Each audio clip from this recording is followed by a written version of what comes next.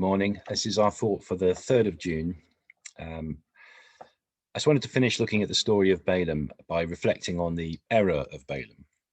You'll find similar references to the error of Balaam in Jude 11 and the verses I've picked for today from Peter's second letter, which is chapter 2, verses 15 and 16. I'll read those now. They have left the straight way and wandered off to follow the way of Balaam, son of Bezer, who loved the wages of wickedness. He was rebuked for his wrongdoing by a donkey, an animal without speech, who spoke with a human voice and restrained the prophet's madness. Now, I find it really easy to see other people's mistakes instead of my own. And perhaps that's because my faults are so very small and other people are just so imperfect. Or perhaps it's my pride. No, of course not. But whatever it is, apparently some other people share this same issue as me. And this is probably why the Bible so often gets to look at other people making mistakes and then asks us, whose way do we want to walk in?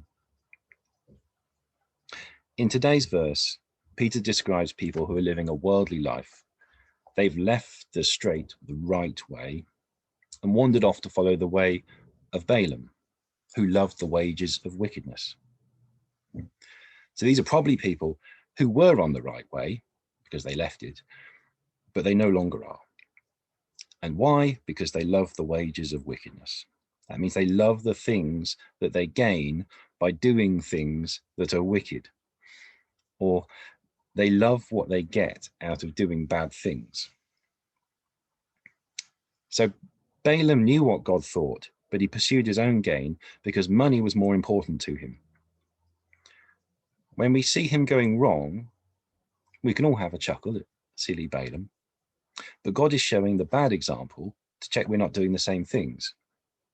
So what about us? Whose way are we walking in?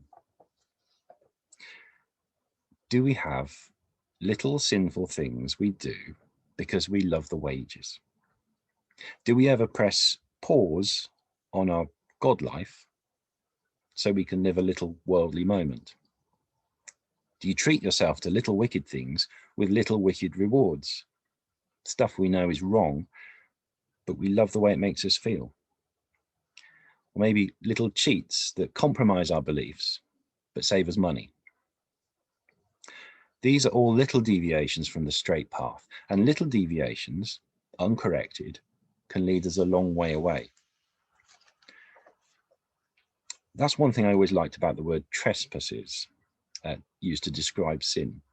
It sounds a bit old-fashioned now, but I pictured the signs in fields that reminded us not to wander off the path, that said trespassers will be prosecuted. Walking in Balaam's error is to be a wanderer, to have a lack of direction. It's what happens when we compromise because we love other things more than God.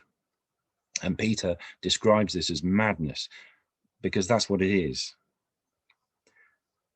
We'll make fewer mistakes and leave the straight way less often and deviate less far from it if we keep in mind Balaam's error. Now we can check for Balaam's error by asking, whose way is this walking in? Or even more catchy, what would Jesus do? Try asking it when you have a decision to make. It can be quite exposing. So today's thought is, whose way are you going to walk in today? Thank you.